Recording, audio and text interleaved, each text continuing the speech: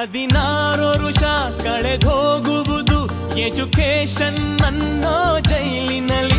15 ವರುಷ ಓಡೋಗುವುದು ಪ್ರೀತಿ ಪ್ರೇಮದ ಗುಂಗಿನಲ್ಲಿ. 5 ವರುಷ ಕೈ ಜಾರುವುದು ಕೆಲಸ ಹುಡುಕೋ ಗೋಳಿನಲ್ಲಿ.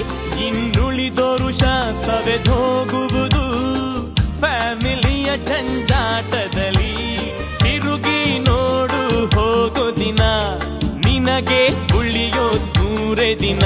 ಈ ಸತ್ಯ ನಿನಗೆ ತಿಳಿಯೋ ದಿನ ನೀ ಕಟ್ಟುವೆ ಗಂಟು ಮೂಟೇನಾ.